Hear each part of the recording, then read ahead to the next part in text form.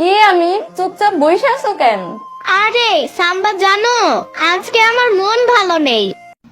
কেন, কি হয়েছে বলো তো? আরে সাম্বা, কালকে একটা বিশাল ভয়ঙ্কর স্বপ্ন দেখেছি। আরে ওইটা ভয়ঙ্কর না, ভয়ঙ্কর। আচ্ছা সাম্বার বাচ্চা, এদিকে আমার সাথে মশকরা করতেছো। আরে না ইয়ামিন, তোমার সাথে মশকরা করতেছি না। বেশি বুঝো তুমি। এদিকে আমার ভয়ে জান যায়, আর সে আসলে আমার ভুল ধরতে। আচ্ছা যাই হোক ইয়ামিন, কালকে কি স্বপ্ন দেখেছো সেটা বলো। ও হ্যাঁ হ্যাঁ সাম্বা, কালকে রাতে আমি ঘুমিয়েছিলাম।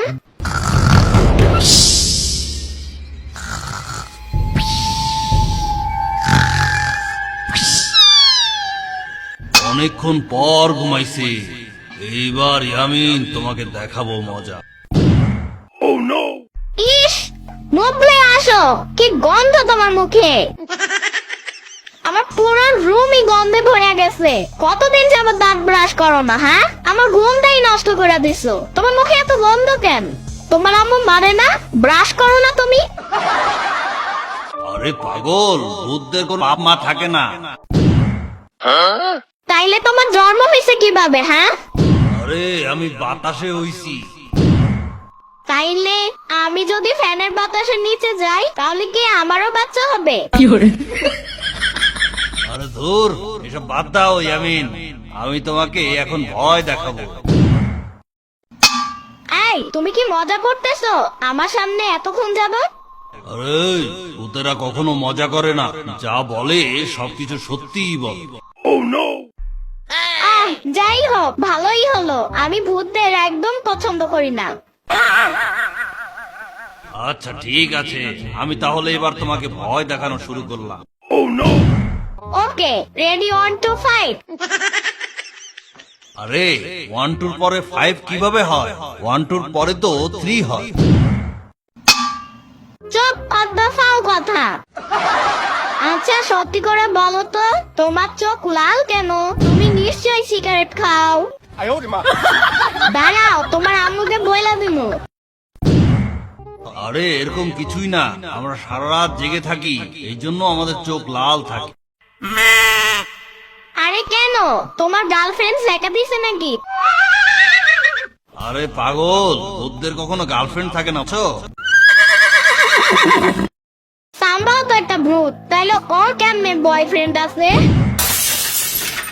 আরে ধুর, এত কিছু আমি কিভাবে বলবো? আচ্ছা, একটা গভীর প্রশ্ন। তোমার চেহারাটা প্রায় আমাদের বাসার লিটন চোরের মতন। সুন্দরভাবে সাজুগুজু করতে পারো না? একটু ফেয়ার এন্ড লাভলিও তো দিতে পারো। হ্যাঁ, ওরে বাবারে, তোমাকে যদি আমি ভয় দেখাতে চাই তাহলে আমার আবার মরে ভূত হতে হবে। তার আগে তোমাকে ভয় দেখাতে পারবো না। আসে আমাকে ভয় দেখাতে, ভূতের বাচ্চা ভূত।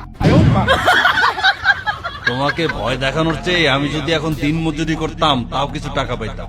অন্তত এত প্রশ্নের সম্মুখীন হইতো না আমার। তুমি অনেক পেঁচাল পারো ইয়ামিন। দাঁড়াও, তোমার সাথে তো আমার কথা বলা শেষই হয় নাই, তো দাঁড়াও।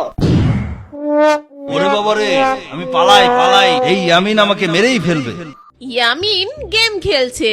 ইয়ামিনের মা হাতে কাপড়ের ব্যাগ নিয়ে ইয়ামিনকে বলে, এই ইয়ামিন চলো দর্জি বাড়ি যেতে হবে, জামা বানাইতে দিয়ে আসবো। আম্মু, এখন গেম খেলতেছি, তুমি যাও, আমি যাব না। ইয়ামিন তোমাকে একা রেখে যাওয়া যাবে না। আব্বা, আমার কিছু কাজ আছে, আমিও যাব তোমাদের সাথে। এই বলে ইয়ামিনের মা ও সাম্বা তিনজন রাস্তা দিয়ে হেঁটে যাচ্ছে দর্জি বাড়ির উদ্দেশ্যে। রাস্তায় কিছু দুষ্ট লোক সাম্বাকে দেখে হাত নাড়ায়। দুষ্ট লোকগুলোর হাত নাড়ানো শুধুমাত্র ইয়ামিন দেখতে পায়। ইয়ামিন দুষ্ট লোকদের হাত নাড়ানো দেখে মনে মনে বলে, কি ব্যাপার, ওরা কি সাম্বাকে ইশারা করছে, নাকি আমাদের পিছনে অন্য কেউ আছে?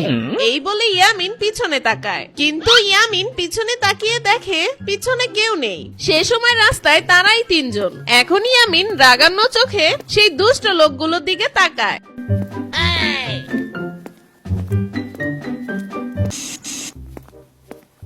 এবং মনে মনে ইয়ামিন বলে, এখন পাশে আম্মু আম্মু আছে, তাই তোমাদের কিছু বলতে পারলাম না। পরে তোমাদের মজা দেখাবো। ইয়ামিন তখন মাকে বলে, আম্মু আর কত দূর? সাম্বা আমাকে কোলে নাও, আমি আর হাঁটতে পারছি না, আমার অনেক পা ব্যথা করছে।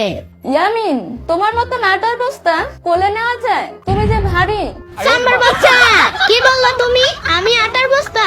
আমি যদি আটার বস্তা হই তাহলে তুমি তো মেকআপের বস্তা। তোমার মুখে যে পরিমাণ ময়দা লাগাও সেই পরিমাণ ময়দা তো একটা দোকানে থাকে না। আর তুমি আমাকে বলো আটার বস্তা? তুমি একটা মেকআপের বস্তা।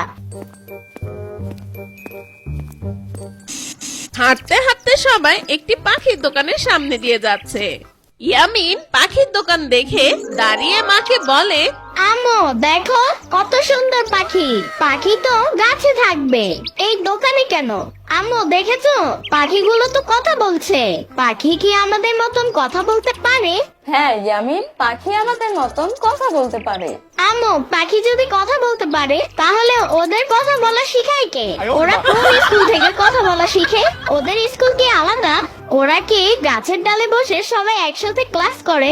আমাদের বাসার সামনে যে পাখিগুলো থাকে সেগুলো কথা বলে না কেন? ওরা সব সময় ক্যাও ক্যাও চ্যাও চ্যাও করতে থাকে। ওরা কি কখনো স্কুলে যায়নি? ইয়ামিন, সব বাচ্চারা যেমন ইয়ামিনের মতন হয় না, ঠিক তেমনি সব পাখিরা কথা বলতে পারে না। কিছু কিছু পাখি আছে যারা কথা বলতে পারে। অনেক হয়েছে, রাস্তার মধ্যে এত কথা বলতে হবে না। চুপ থাকো, আমার মাইগ্রেনের ব্যথা উঠে গেছে। আম্মু আর কত দূর? আমি আর হাঁটতে পারছি না, আমাকে কোলে নাও। ইয়ামিন, তুমি অনেক বড় হয়ে গেছো বাবা। আর বাচ্চারা যখন বড় হয়ে যায় তখন কোলে উঠতে হয় না, হাঁটতে হয়। না না, আমাকে কোলে নাও, আর না হলে দোকান থেকে আইসক্রিম কিনে দাও। আচ্ছা ঠিক আছে, চলো তোমাকে আইসক্রিম কিনে দিচ্ছি। এই বলে ওরা তিনজন আইসক্রিমের দোকানের সামনে যায়। দোকানের সামনে যাওয়ার পর ইয়ামিনের মা আইসক্রিম কিনেছে এবং দোকানদারকে আইসক্রিমের টাকা দিচ্ছে। ইয়ামিন অবাক দৃষ্টিতে তাকিয়ে থাকে আর মনে মনে বলে, কি ব্যাপার, আম্মু আইসক্রিম নিয়ে একটা নোট দিল কিন্তু দোকানদার দুইটা নোট ফেরত দিল কেন? তাইলে তো আম্মুর অনেক লাভ হইলো, একটা নোট দিয়ে দুইটা নোট পেলো। দোকান থেকে একটু দূরে যাওয়ার পর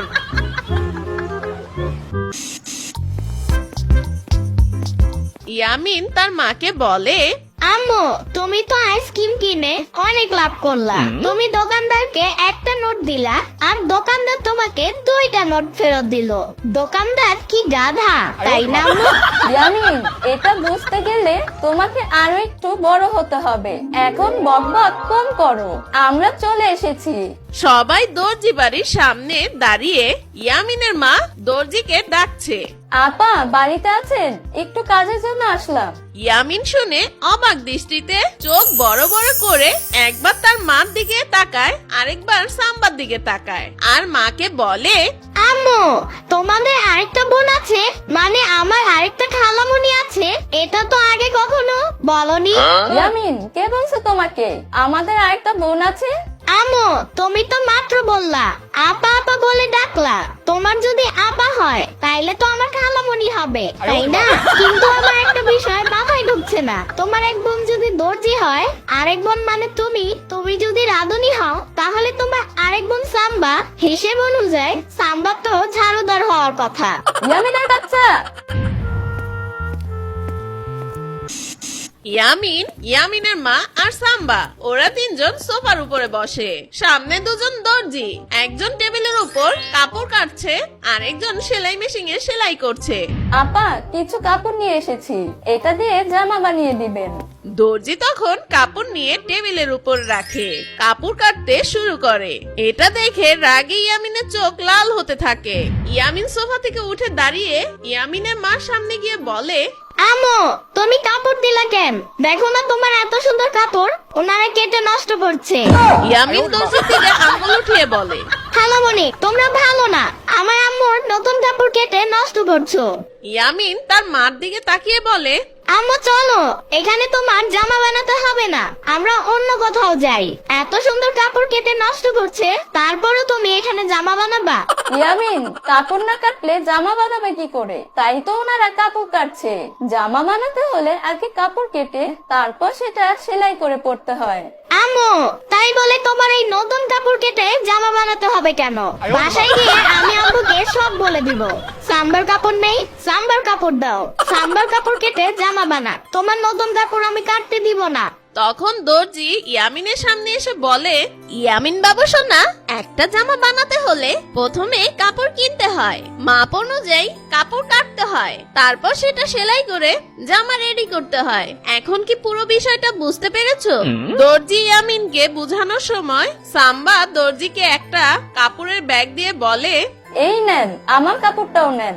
আপনার মাপের জামা আনছেন? মাপের জামা আনতে ভুলে গেছি। সাম্বার কথা শুনে ইয়ামিন দর্জিকে বলে, দর্জি খালামণি, সাম্বা যেহেতু মাপের জামা আনতে ভুইলা গেছে, আপনি আমার মাপ নিয়ে সাম্বা জামা বানাই দেন। আরে না ইয়ামিন, যার জামা বানাবো তার আগে জামার মাপ লাগবে, অন্য কোনো জামার মাপ নিলে হবে না। ইয়ামিন, দেখছো না এখানে অনেক বড় মানুষ আছে? এত কথা বলতে হয় না বাবু, সবাই খারাপ বলবে। তুমি না অনেক ভদ্র ছেলে। আমাদের কাজ শেষ হলে এখনই বাসায় যাব। চলো বাসায় যাই। সাম্বা দর্জির দিকে তাকিয়ে বলে, ঠিক আছে, কাল সকালে কলেজে যাওয়ার সময় আমি আপনাকে আমার জামার মাপ দিয়ে যাব। ইয়ামিনের মা দর্জির দিকে তাকিয়ে বলে, আপা, আজকে তাহলে যাই। জামা রেডি করে রাখেন, পরশুদিন এসে নিয়ে যাব।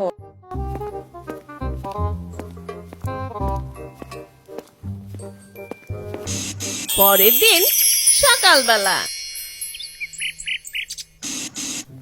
ইয়ামিনের বাবা ইয়ামিনের মাকে বলে, ইয়ামিনের মা, বাজারের ব্যাগটা দাও তো, বাজার করে নিয়ে আসি। আব্বু, আমিও যাবো তোমার সাথে বাজারে বাজার করতে। ঠিক আছে, চলো।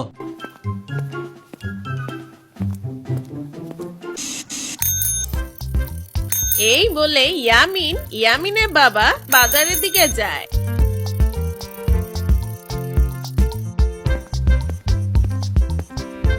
আব্বু, আজকে কিন্তু অনেক বড় চিংড়ি মাছ কিনবা। আব্বু, দেখো কত সুন্দর সুন্দর সবজির দোকান। হ্যাঁ বাবা সোনা, সবজি তো কিনতেই হবে। চলো আগে সবজি কিনি, তারপর বড় বড় মাছ কেনা যাবে। ইয়ামিনের বাবা সবজি দোকানে গিয়ে একটা মিষ্টি কুমড়া দেখে দোকানদারকে বলে, ভাই, আপনার সবজিগুলো কি টাটকা হবে তো? ওই মিষ্টি কুমড়াটা কেমন হবে? ভালো হবে তো? স্যার, আমার দোকানে সকল সবজি টাটকা। আমরা টাটকা সবজি ছাড়া বিক্রি করি না। আপনি নিশ্চিন্তে নিতে পারেন স্যার, দামও একটু কমায় রাখমুনে। আপনি কি মিষ্টি কুমড়া পুরাটাই নেবেন? না না না, আমার এত বেশি লাগবে না, 1 কেজি হলেই হবে। ঠিক আছে স্যার, তাহলে এখান থেকে 1 কেজি আপনাকে দিয়ে দিচ্ছি। আর কিছু লাগবে স্যার? না, আর কিছু লাগবে না, আপাতত 1 কেজি মিষ্টি কুমড়া দেন। ইয়ামিনের বাবার এ কথা শুনে দোকানদার 1 কেজি মিষ্টি কুমড়া কেটে দেয়। সবজি নেওয়ার পরে ইয়ামিন ও তার বাবা মাছের দোকানে যায়। আব্বু, দেখো দেখো, ওই মাছটা অনেক বড় না? ওই মাছটার নাম কি আব্বু? ইয়ামিন, মাছ কি তোমার খুব পছন্দ হয়েছে? হ্যাঁ আব্বু, মাছটা আমার অনেক পছন্দ হয়েছে। এই দোকানদার ভাই, ওই মাছটা রেডি করে দেন তো, ওটা আমার ইয়ামিন পছন্দ করছে। ঠিক আছে স্যার, আমি রেডি করে দিচ্ছি। এই বলে দোকানদার যখন মাছ কাটতে শুরু করে তখন তো ইয়ামিন রেগে লাল হয়ে যায় এবং দোকানদারকে বলে, আয় আঙ্কেল, এই মাছটা তো আমার টাকা দিয়ে কিনছি, তাই না? হ্যাঁ, এই মাছের জন্য তোমার বাবা পরিপূর্ণ টাকা আমাকে দিয়েছে। আমাদের টাকা দিয়ে মাছ কেনা, তাহলে আপনি কেন মাছটা কেটে ছোট করছেন? এত বড় মাছ কিনেছি কি ছোট করার জন্য? আমরা বড় মাছ খাবো, ছোট মাছ খাবো না। বাবা শোনা, মাছ এখান থেকে কেটে না নিলে তোমার আম্মুর অনেক কষ্ট হবে যে, মাছটা কেটে রান্না করতে হবে। তুমি একটু চুপচাপ থাকো ইয়ামিন, এখান থেকে আমরা মাছটা কেটে নিয়ে যাই। এই বলে ইয়ামিনের বাবা বাজার শেষ করে বাড়িতে যায়। বাসায় যাওয়ার পরে ইয়ামিনের মা খেয়াল করে ইয়ামিনের অনেক মন খারাপ। তখন ইয়ামিনের মা ইয়ামিনকে জিজ্ঞেস করে, কি হয়েছে ইয়ামিন, তোমার মন খারাপ কেন? বলো আমাকে, তোমার আব্বু কি তোমাকে বকা দিছে? ইয়ামিন তখন মাথা নাড়িয়ে না বলে। তোমার বাবা তোমার জন্য বাজার থেকে এত বড় মাছ কিনে আনলো, তারপরও তোমার মন খারাপ? কি হয়েছে বাবা? আম্মু, তোমার জামা বানাইতে গেলাম, ওইখানে তোমার এত সুন্দর কাপড়টা কেটে একদম নষ্ট করে দিল। বাজারে সবজি কিনতে গেলাম, দোকানদার সবজি কেটে নষ্ট করে দিল। মাছ বাজারে মাছ কিনতে গেলাম, মাছের দোকানদার বড় মাছ কেটে ছোট বানিয়ে দিল। আমাদের টাকা দিয়ে কেনা কাপড় কাকুর সবজি বড় মাছ অন্যজন কেটে নষ্ট করবে কেন? এটা আমার একদমই ভালো লাগেনি। ও ইয়ামিন, এটাতে মন খারাপ করতে হয় না বাবা। পৃথিবীতে অনেক কিছুই আছে যেটা সরাসরি ব্যবহার করা যায় না, যেমন কাপড় না কেটে জামা বানানো যায় না। অনেক মাছ আছে, অনেক সবজি আছে না কেটে বিক্রি করা যায় না। মাছ না কেটে রান্না করা যায় না। এগুলো প্রকৃতির নিয়ম, এগুলো নিয়ে মন খারাপ করতে হয় না বাবা। এখন মন খারাপ করো না, আমি তোমাকে মাছের মাথা রান্না করে দিব, তুমি মজা করে খেও, কেমন? তবু ইয়ামিনের মন ভালো হয় না। আচ্ছা ঠিক আছে, কাল সকালে স্কুলে যাওয়ার সময় আইসক্রিম কিনে দিব। এখন আর রাগ করে থেকো না। সত্যি আম্মু, কাল সকালে আইসক্রিম কিনে দিবে তো? হ্যাঁ বাবা, সত্যি। ঠিক আছে আম্মু, তুমি রান্না করো, আমি বাইরে খেলতে গেলাম।